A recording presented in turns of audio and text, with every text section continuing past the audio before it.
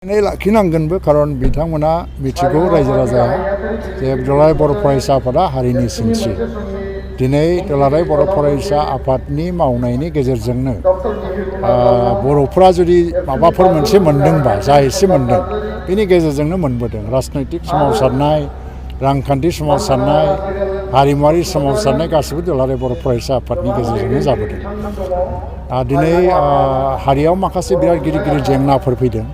जोंहाथ' जेनेबा हा हुनि जेंना राजनैतिक जेंना बर' गोरोबथाखौ मावफुंनांगौनि जेंना माने बिबान आरो लोगोसे बिदिनो जोंनि मिडियामनि बा बर' मिडियामनि बा जोंनि दा सोलिबाय थानाय माखासे जेंनाफ्रा जोंनाव दंबाय थायो राव थुनलाइनि जेंनाफ्रा बेनि अनगायैबो दुलाराय बर' फरायसा आफादनि जारिमिनखौ नायोबा ससिय' इक'नमिक रिफर्माव दुलाराय बर' फरायसा आफादा फ्राय दिनैनिफ्राय हमनानै लादो 1970 बा 75 मायथाइसोनि उननिफ्राय जिबादि मोनसे खामानि मावबोदों जे जोंनि गेजेराव इक'नमिक कनसियासनेस लाबोनांगौ कालचारेल कनसियासनेस लाबोनांगौ ससियेल रिफर्मेसन लाबोनांगौ बेफोरनि खामानिखौ मावै दिनैसिम लाबोदों खिन्थु दानि आधुनिक जुगावबो गोदान जुगावबो बर' समाजा राजनितिक खारनावनो होन एबा गुबुन गुबुन जाहोनावनो होन गामि ओनसोलाव बे समाज बेबस्थाफ्रा बायग्लिलांनायनि जाउनाव यां जेनेरेसनफोरनि गेजेराव मोनसे लागामसारा थासारि आरो फ्रास्ट्रेसनखौबो नुनो मोनदों जायनि थाखाय ड्राग्स सुइसाइड माने गावजों गाव बुथारलायनाय सोरनिबा हिन्जावखौ सोरबा हौवाया दोनखारनाय सोरबा हौवाजों सोरबा हिन्जावा खारफालांनाय उन्दै बैसोआव हाबा लानायनि जेंनाफ्राबो बारायफिनबाय थानाय नुनो मोनदों थ' जोंनि हारिनि रांखान्थि राजखान्थि जेंनाखौ लानानै जुजिनायाथ' जुजिलांबाय थानांगोन मोनसे हारिया जिहेतु जों फिसा हारि जों भारतबर्ष बा गथै बिश्वआव नायोबा जों एसे फिसा जनसंख्याया फिसा हारिफोरा थांनानै थानायनि जुजिनाया जोबनो रोङा बबे समाव मा महराव फैयो बिदि होननानै जों सब समाव सोमावसारनांगौनि बाथ्रा नङा जुजिनाया सोमावसारनायखौल' बुजिया नाथाय जों जेब्लायबो गाव थांनानै थानो गावखौ फोथांनो थाखाय जेब्लायबो जोङो खामानि मावबाय थानांगौ जायो जुजिबाय थानांगौ जायो आरो बेनि गेजेरजों नैबे समाज बेबस्थाफ्रा जुदि गाज्रि रोखोमै गावस्रालाङोबा अब्लाबो मोनसे हारिया थांनानै थानो हाया थ' बे बिथिङावबो दुलाराय बर' फरायसा आफादनि रला जोबोद गोनां जानानै फैदों दा बेखौनो दिनै आंनि बे जथुम्मानि गेजेरजों रायजो राजाखौ खावलायदों दा बे गावस्रानाय समाजा जोंनि हारिनि गेजेराव बा हारिखौहाय गेरेमसा माहारि खालामनो थाखायहाय जोंनि बिटिआरआव थानाय बा आसामनि गुबुन गुबुन रायजोआव थानाय गासै बर'फोरखौ सारा माबायदिहाय बर'आ बर' बयनिबो गोसोआव बे रावनि जोंनि धोरोमा गोबां सोलायबाय नंगौ आलदा आलदा धोरोमजों जाबाय नाथाय रावा जोंना मोनसेयानो रावखौ जोङो सनमान होनांगोन आरो जोंनि हारिमुखौ सनमान होनांगोन आरो जेरावखि थाया मानो जों बर' फिसाजो बे चेतनाया बयनिबो बिखायाव थायोबानो आरो जोङो बर' थुनलाइ आफाद आरो दुलाराय बर' फरायसा आफाद बादि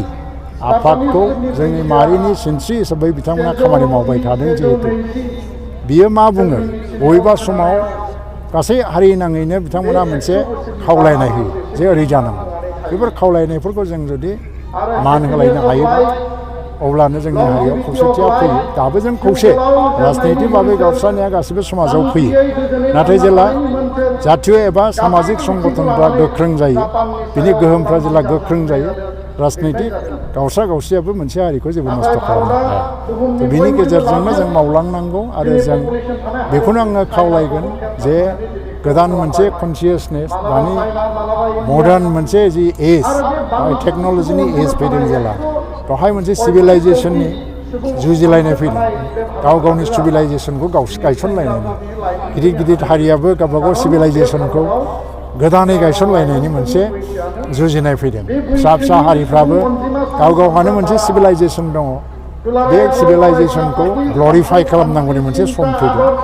बेवहाय इन्टेलेक्सुयेल मोनसे वार नांगौ जादों लेखा गोरों मानसिफ्रा गोजानाव खारनानै थाखोमानो नाङा सिरि थानो नाङा क्रिएटिभिटिखौ लाखिबाय थानांगौ आरो गावनि क्रिएटिभिटिनि गेजेरजों हारि एबा समाजनो लामा दिन्थिनांगौ बाजाज बाइक लानो गोसो गुदुं सुबुंफोरनि थाखाय गाहाम खौरां माग बिहु फोरबोआव लाबोदों क'क्राझार सहराव थानाय दावहारु अट' एजेन्सिया फैगौ 15, 16 आरो 17 जानुवारियाव माग बिहु अफार्स आरो लोगोसे मेगालन आरो एक्सचेन्ज मेला होगासिनो दं। बायगिरि बिथांमोना एसेल' बिबांनि रां होग्रोनानै गाव गावनि लुबैनाय बाइकखौ बायनो हागोन। दावहारु अट' एजेन्सिया बायगिरि बिथांमोननो लवेस्ट डाउन पेमेन्ट होनानै बाइक लानो हागोन। नोंथांमोना क'क्राझार सहराव थानाय दावहारु अट' एजेन्सि श'रुमजों लोगोसे कारिगाव फेस्टिभ आउटलेट आरो दतमा फेस्टिभ आउटलेट आरो बडगाव फेस्टिभ आउटलेट ब्रान्च श'रुमावबो होबाय थानाय माग बिहु अफार्स आरो लोगोसे मेगालन आरो एक्सचेन्ज मेलायाव फैनानै नोंथांनि लुबैनाय बाजाजनि बाइकखौ लांफैनो हागोन। बाजाजनि बाइक सालायनो मोजां मोनग्रा रायजो राजाफोरनो दावहारु अट' एजेन्सि श'रुमा लोगोसे मोजां अफारफोरबो लाबोदों। बेफोरनो जाबाय 5 लिटार पेट्रल फ्रि, गंनै हेलमेट फ्रि, बाइक बायगिरिफोरनो फ्रि एसरी गिफ्ट हरनाय जागोन आरो एक्सचेन्ज खाबुआबो एभेलेबेल जागोन। मोजां खाबुबो होबावदों। 500 रां होग्रोनानै गोसोबायदि बाइकखौ आवग्रिना दोननो हागोन। आबुङै मिथिबावनो थाखाय 6003 99187 8822 01819 93 जानबुं नाम्बाराव खौरां लाहरनो हागोन।